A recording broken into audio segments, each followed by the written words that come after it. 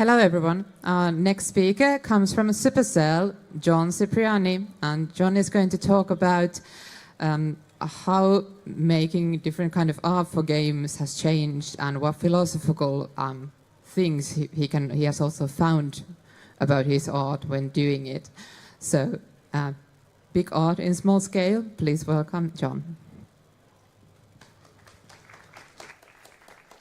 Thank you. Hello, everyone. Thank you for coming. Basically, yep, I'm John Cipriani, but most people call me Cip. And a little bit about me, I've been working in the industry since 2010. And I've worked for big companies like Electronic Arts and Gameloft, and most recently at Supercell. And what I'm doing there is that I'm an artist on Clash Royale. And basically, this talk is going to be about sort of my learnings over the past years and how that relates to creating art in mobile games. So, this is a chart of the top 10 games in the US as of July 26th. Now, if we look at it from an art perspective, what do all these games have in common in terms of style? And the answer is they don't have anything in common. And that is what's great about this, is that because they have no style, it brings me to this point. Art is not as important as you think. Now, that's very strange coming from an artist, I know. But it's interesting because looking at these titles, you can reason there's no way of doing art that's correct. There's many different outlets and avenues that you can go down, and any way of doing art can be correct, and you can be successful. So there's no magic formula for this. So what's happening here? Well, I like to say video games are a bit like dating, and the art is basically the initial attraction. You want to put your best foot forward, and you, in this case, the gameplay is the substance that really makes you stay. It makes you want to go on that second date, that third date. But here's a list of things that I think is more important than art in mobile games. Here are the important factors that I think. First of all is intuitiveness, simplicity, gameplay, uniqueness, core loop, and immediateness. So let's first talk about intuitiveness. The genius behind Apple products is that they're really easy to use, right? You can look at a device and you immediately know how to use it. A player should be able to pick up your game and immediately know how to play without you telling them how to play. They should, because honestly, nobody wants to go through that tutorial. Nobody reads anymore. They just want to go in and tap, tap, tap. I always skip tutorials, and so you need to be able to show a player without telling them. And a lot of churn from your game happens during this tutorial phase. Either it's too long or it's too boring. So it needs to be intuitive. There's a great series called Sequelitis. I don't know if anyone's seen it, but basically it's a YouTube series that mentions this difference between the intuitiveness of Mega Man Classic versus Mega Man X. This is a screenshot for one of the YouTube clips. But basically this is demonstrating that you see Mega Man on the top, and there's a hole down here at the bottom. But in the game, there's no pop-up that says, oh, there's a hole in the zip line that you have to cross. It just shows you, by showing the platform drop before Mega Man gets to it. So intuitively, you know what to do before it even happens without this massive pop-up telling you what to do. So by showing them, rather than telling them, you respect the player as a problem-solving, capable human. And there's much more satisfaction that can happen when a player figures this out on their own. The next, simplicity. Basically, when you look at a device, it only has, it should be really simple to figure out. The game, you should be able to look at the game and immediately know what to do without anyone telling you. This really involves, goes back to intuitiveness, but it doesn't mean it can be simple, but doesn't mean it's not the same as depth. So your game can have depth, but it should be simple to play, yet hard to master. Controls. If you look at controls, nowadays, there's so many buttons on console games that this is really the mess that you're looking at. But on mobile games, if you think about it, you really only have one button. You know, your phone has that home button that you play with, and really you only have two sort of controls that you do with your finger. Either it's tap or it's swipe. So you have to limit your game around those controls. I mean, of course, there is a virtual joystick, but oftentimes that doesn't work as well as just tapping or swiping. So a lot of the simplicity comes with the controls. And Flappy Bird, that cult hit, is really a great example of this, where all you have to do is tap on the bird and it goes up. That's the whole controls. Gameplay. Gameplay is king. Your game will not succeed unless the gameplay is fun. You could dress it up however much you want, but if the game is not fun, you're going to have problems. So finding the fun. It's basically a term that I've sort of heard over the years that if your game is not fun, it will not succeed. So you have to find that fun before you do anything else. And even in prototypes, this needs to be nailed down first. And you really have to ask yourself, if the art was replaced with all boxes, would it still be fun? And the best example of this is Tetris. It's just boxes, and yet it's still fun. And you could dress it up as many different versions as you can. You know, there's been multiple versions of Tetris, and they've all been essentially the same game. It essentially boils down to the same gameplay, and it's just the dressings that are different. Uniqueness. Now, it's kind of cliche to say, but in order for your game to stand out against the literal millions of apps on in the App Store, your gameplay has to be unique. You have to offer something that players have not seen before.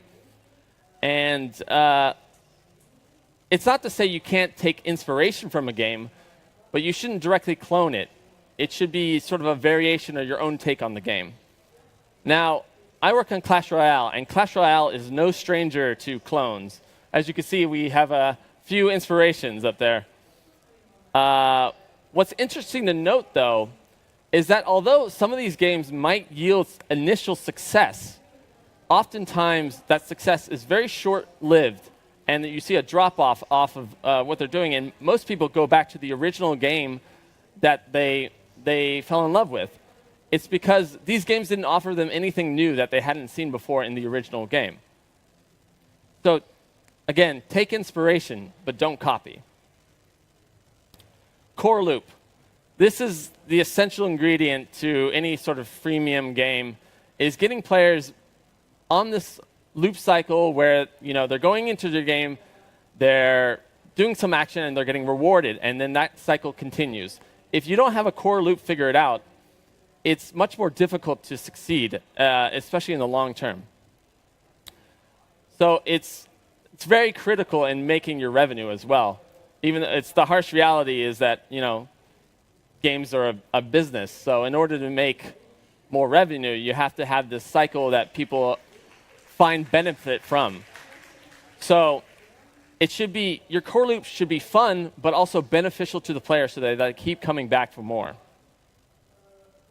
Immediateness. Games need to be immediate, especially mobile games. And by this I mean it should be instant and gratifying. When I open the app, it should be immediately fun. I should not have to go through millions of layers in order to find the fun. It should be readily available. In this society that we have today, we have so many options. So you have very limited time to grab person's attention because it could be stretched from different sources. So the first player experience must be the best it can be. So don't wait to show how cool your game is. Show it off immediately, I find. Because oftentimes most players will not get to that point where they say, oh, this game is cool. Load times should also be immediate as well. So if people are waiting a long time to open your game, they probably could download another one and start playing that one. So really, you have to make sure you optimize in every area that you can. Every aspect of your game should be immediate and satisfying. And this relates to the production line as well. In mobile games, the turnaround time is so fast. It has to be very agile. You know, the cycle for creating a game can be like 6 months, or like 3 to 9 months. So artists cannot be precious about their art. So this is sort of an example of that, is you cannot just fiddle away with a certain amount of art asset until it's exactly right. Most oftentimes, I will create an asset, immediately throw in the game, and start iterating from there. So you can't be too perfect. You can't be too precious over it. So at Supercell, we try to do this as quickly as possible. If we have an idea, we get it in as quickly as possible, even if it's not completely right or ready. It's more important that things are in than perfect. But it leads me to my next point, which is that all these factors that I've mentioned, intuitiveness, immediateness, they do not work well without great art. So art is as important as you think. Art's purpose is really elevating the concepts I've mentioned before to the next level. Through art, game mechanics and concepts are more easily understood by the average player. You know, most people are visual learners. So in order to communicate these complex game mechanics that you want to get across, art is really the tool that you use to communicate these ideas. So if we take a look at these two products, which one are you going to buy? They're exactly the same. They're exactly the same price, the same taste, the same content. But the difference is presentation. And that's really about putting your best foot forward. What you don't want to do is have a bad presentation when you're presenting your game for the first time. And that's really where the art comes in. Art can do many things. It can enhance players' emotional attachment to the game and ultimately what attracts players to play your game. So if video games are like dating, art is putting your best foot forward and making that great impression. So in that, you can make sure you have a great presentation in how you communicate your game in the App Store. You know, App Store images are really the place where you can show off your game, and you want to make these as great as possible. You want to show that your game is fun, your game is captivating, and it's really where you want to show off what your game is about. Now, there's two ways of marketing. There's marketing your in-game, which is what the App Store images do, and then there's marketing outside your game through TV ads, other commercial outlets, and that's where you can really play around with it. You can really do the emotional connection to your game rather than just showing off the gameplay. And that's where I find this next campaign ad really amazing. I actually think this is a great marketing campaign, and that's from Game of War. Now, this marketing campaign was great for many reasons, but I think what's the brilliance of it is it made audience aware of the game that not normally would play this kind of game.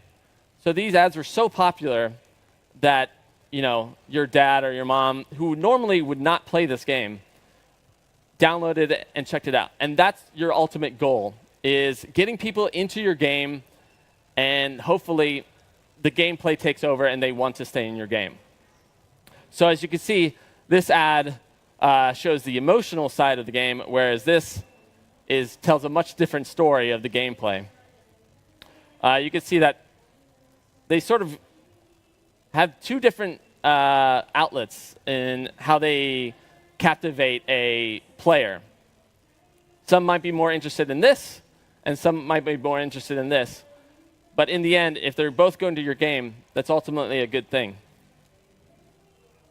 So trying different techniques for marketing is something I definitely recommend. Now, you may be familiar with this next image. It's sort of the yelling man app icon. And two of our games actually hold of this yelling man, Clash Royale and Clash Royale, Clash of Clans and Clash Royale. But the app icon is really where you want to show it off. You want to make sure it stands out against the other millions of apps you might have on your phone. And it's interesting to note that while researching this, there's a study called Neural Processing of Eye Gaze and Threat-Related Emotional Facial Expressions in Infancy. Very long title, but essentially the study showed that even infants are more engaged when looking at angry faces, more so than other emotions. So even on a scientific level, humans are more drawn to this angry expression and immediately draws more attention. Now, this is not the reason why we have this app icon, but it is interesting to note that you can take sort of these psychological studies and apply them to your game. Play to your strengths. This is where you want to take what you have and really show it off and enhance it and give it to the public. So one of our strengths in Clash Royale is actually the Prince character. He's quite a popular character, so we end up featuring him in a lot of ads, and he's very recognizable. And it really resonates with audiences. So if you find something that the audience likes, make sure you present it in front of them in many different outlets as you can. The difference between art and good art, or should I say the right art. There's a difference between art for your game and then the right art for your game. Of course, nowadays anything is considered art, but for me, it's only right when it helps elevate your game into a more comprehensible and appealing package. And that it can do this multiple different ways. So the right art aids in accessibility.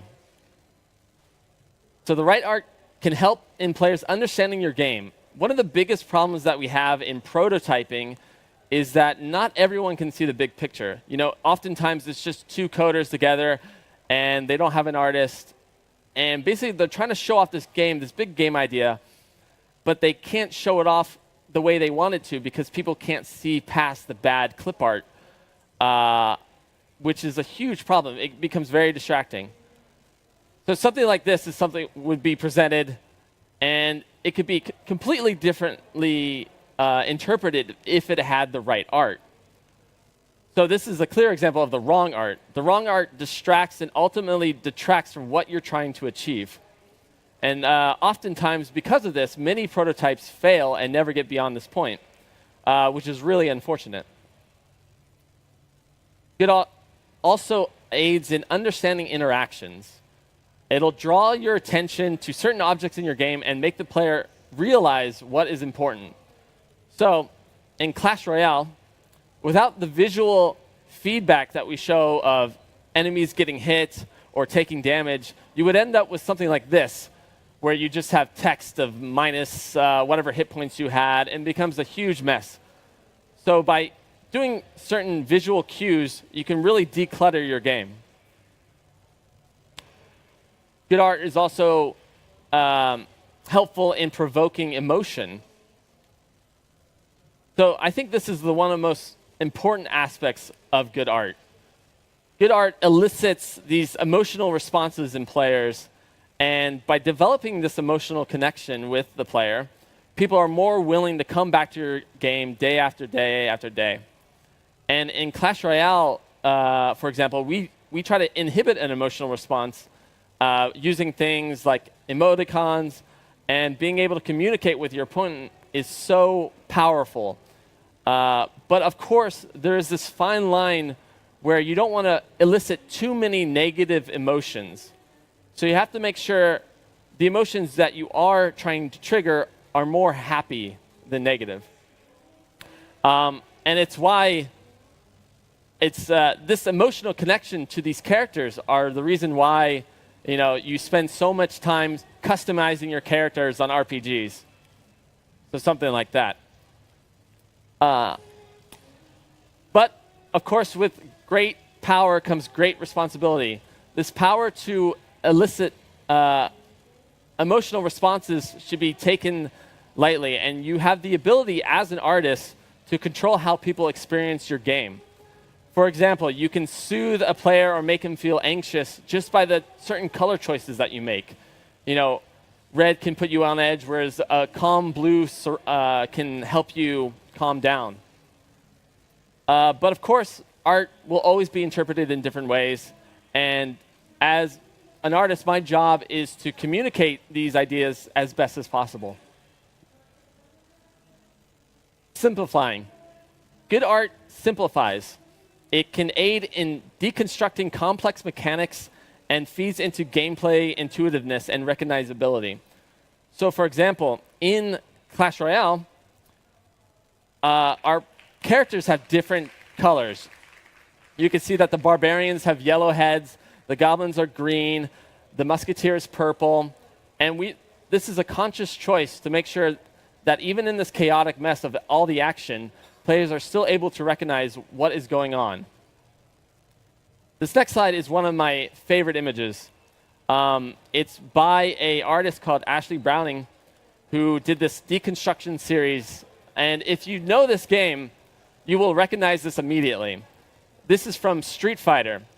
And what's great about this is even at its simplest form, its simplest minimalist form, you can recognize what each character is. And I think this is a great example of great character design. And it's something that we try to incorporate in Clash Royale especially. So every art decision matters, especially given the physical size of the device. You're working with such a tiny screen that you have limited space in order to achieve what you want. So it's really a case of less is more. Good art can also aid in storytelling. So because of the mobile games, just the nature of it, you don't have much time to communicate the story. Play sessions are very short, so you have very limited time to actually try to develop a story or this lore behind your characters. So you want to take every opportunity to really incorporate some kind of story element into your game wherever it makes sense. So in this case, in Clash Royale, it makes sense to do it within the character portraits themselves. We don't explicitly say what their personality type is, but you can tell from the various expressions what you might give it a feeling for what their personality is like. So if you look at the goblin, he's got his clutched hands and he's got the smirk on his face. So he looks a little bit more mischievous, whereas the Electro Wizard looks a bit cockeyed and crazy, and the Valkyrie is a bit more stern. So simple things like this can really communicate this lore, even without explicitly telling the player, oh, this is the personality type of this character. You can also do this in the concept phase. Even though we don't ever reveal that the mini P.E.K.K.A., for example, loves cooking pancakes, it's something that we try to bring in during his concept phase so that we as artists know, oh, this is the kind of character that this is. And you can bring this ideas to other, maybe not necessarily in-game, but you can bring it out of game in certain marketing campaigns. So we created a comic for mini P.E.K.K.A. revealing sort of more lore around his idea of his love of pancakes. But you're probably all wondering, what style is correct for my game? And that's the great thing, is any art style can be correct, as long as the gameplay supports it. Really, because of the nature of the mobile platform, art style is limitless. There's so many different experimental avenues you can take. Because we're not pushing for this next graphical leap, we can focus more on the weird and experimental. These are some of the games that actually have done that.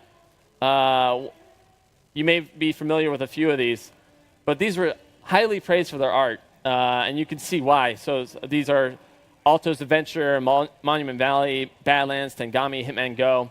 All of them have are beautiful in their own way and very unique style. But of course, in the end, what made them successful is the gameplay is fun. And you know, it's okay to experiment with being weird. I was actually trying to think of a weird combination of, you know, maybe Call of Duty but with Muppets. And you know, it may not be right, but maybe it is. And this is an actual game that exists, which is fantastic, and I love that it exists. So, feel free to experiment. Now, speeding up your workflow. There are many ways you can improve your art processes, and one of the best ways is to remember to design with mobile in mind. This seems obvious, but I think a lot of people forget this. So let me break it down. Not all detail is good detail. So because of the screen real estate that we're working with, artists should not focus their attention on the tiniest of details. Instead, look towards big shapes and big recognizable forms that players can see. Announcement.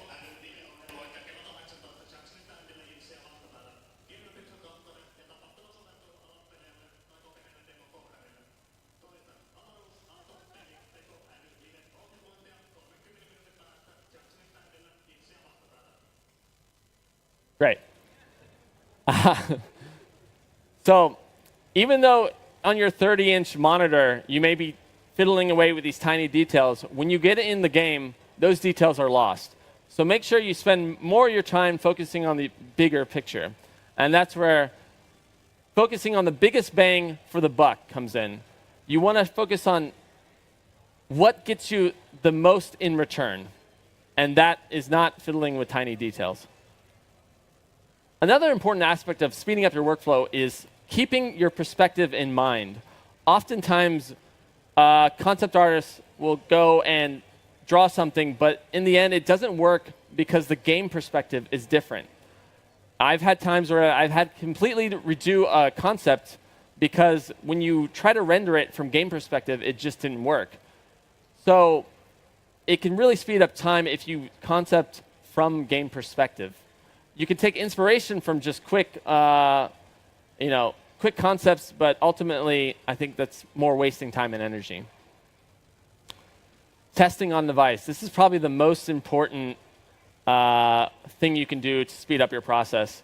Because we're working on such large monitors, we can often get engrossed in what we're doing and not realize that when we put it on the phone or the tablet, it's cut off, it's cropped, or the colors have changed, and we have to go back and fix it. So make sure you test on device. The other thing you could do is design with purpose. This is something we try to do with Clash Royale. Especially for me, I work on the environments of Clash Royale, so having a clear theme in mind really helps me speed up my process. So if I'm saying, oh, look, this is the jungle arena, I know exactly what goes in this because I know what goes in the jungle. I ran into some trouble when designing the new Legendary arena because I was trying out too many different things. I couldn't describe it in 2 words. And that was the problem, is I couldn't say, oh, this is jungle, this is ice, this is lava. So I ended up scrapping the whole thing and redoing it into a more simple state. And that really helped me figure out and speed up my workflow. The next thing you can do is weigh and evaluate. Evaluate your art decisions and decide how much they bring to your game. Not everything is needed. For example, we don't use normal maps, we don't use spec maps, because ultimately they're going to slow us down. And are they really enhancing the gameplay at all, or is it just visual fluff? If the answer is if it's just visual fluff, it's probably not worth the time right now. So you have to be willing to put stuff away on the, under the rug and bring it out later, and it's not bad to do that either. The more important thing is to get it in and then clean it up. And that's exactly what we did in a few instances. This is the fireball before on the left and the fireball after. And you can see, it's more important to us to get it in and functional, and then clean it up later. I know coders will love me for the next one, but artists should not waste coders' time. And by that I mean don't go to them with art requests that have very little impact to the game. I've been shot so many times by Nerf guns, I can't even count now. And coders' times are so important that as an artist, I need to be able to do everything by myself as much as I can. It's only when I'm not able to achieve this one thing that I will go to a coder and say, hey, I need some help on this. And at Supercell, many of us have many different hats. We do animation, concepting, modeling, all of that in order to not waste coders' time. And again, you want to move fast and iterate. In the mobile world, things move fast. It's not like consoles. Console games are very slow-moving. They're massive ships of thousands of people. And whereas we're mobile games, we're speedy, we can agile. And I love that about mobile games, is that it's always constantly changing. But in order to be agile, coders need to be able to provide artists with the necessary tools so that they can do it themselves. It saves a lot of headaches, believe me. Make criticism short and precise.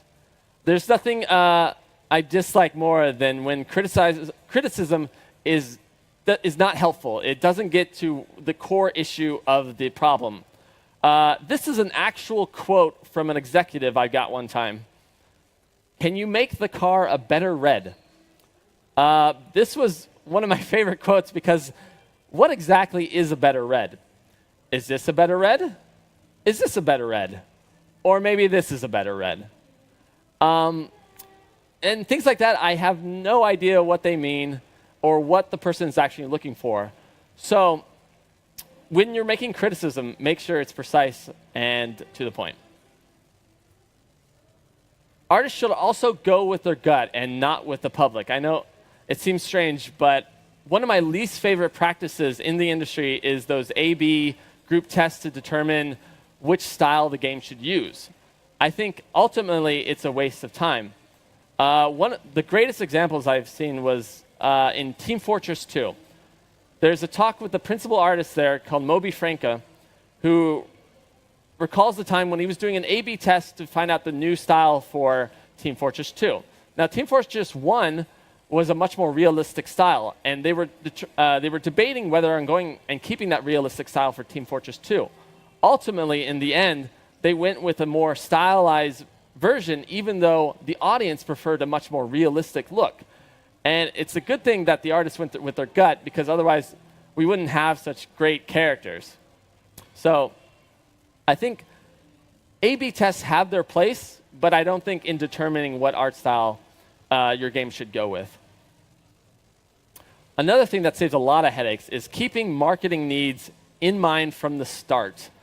There's been many times where marketing has come to me and saying, oh, I need that asset that you built 6 months ago. Can you give me like a beauty render of that?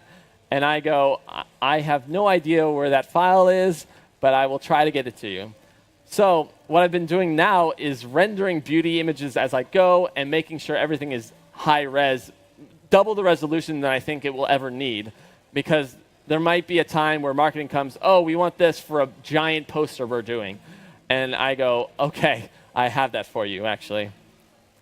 So make sure you make beauty images of everything, even if you don't think you need it. Optimize, but don't limit yourself. I think it's not worth it to sacrifice the art that you want to make in order to save minimal space on the device.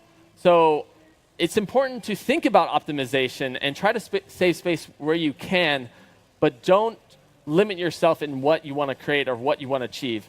I mean, if you look at some of the top games, they're over 100 megabytes. They're 251, 289, 298 for Pokemon Go. So obviously, they're not worried about file size either. But in the end, it's all about putting your best chances forward. There's no guarantee of success, but these are some instances where, if you do everything right, that's the best chance that you have in succeeding. So art doesn't matter, but it kind of does. And if you want to check these out, these are some of the references I mentioned. Sequelitis, Moby Shrenka's talk at Trojan Horse's Unicorn. Ashley Browning was a minimalist. And the different games that you saw on the art slide. So that's it. I guess if we have time for questions. Do we have any questions? Yeah, hi. Earlier in the talk, you talked about not getting stuck on details and just basically just getting it there. How do you avoid that then becoming sloppy and then basically then having to go and redo things or fix things up and then basically just you wasting time to such an extent that it's pointless to sort of like do that? Yeah, of course. Well, I should mention that there is a certain level of quality that we want to produce in the game. So it's not like we're just quickly modeling anything and just slapping it in. We get to a point where we're comfortable with it visually, even if it might not be perfect, but as long as it's good enough for what we want to achieve, that's the point where we integrate it. Okay. Thanks.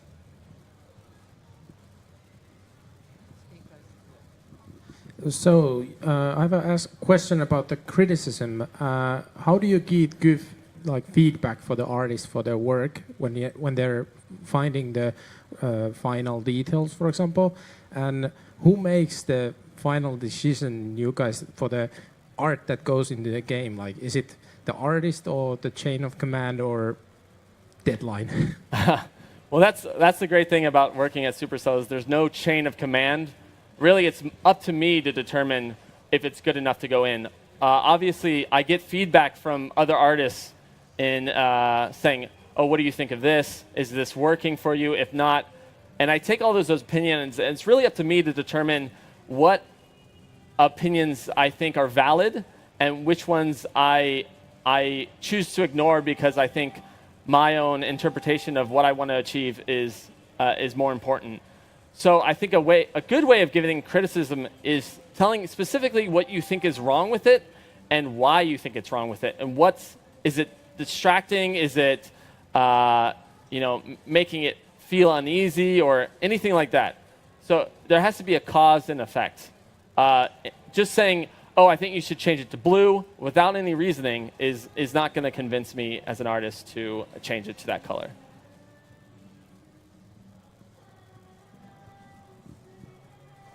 Do we have any more questions?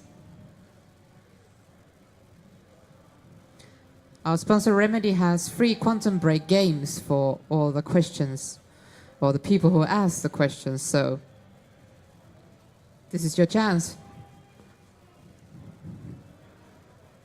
No questions? If not, then thank you, John, for your presentation. Thank you.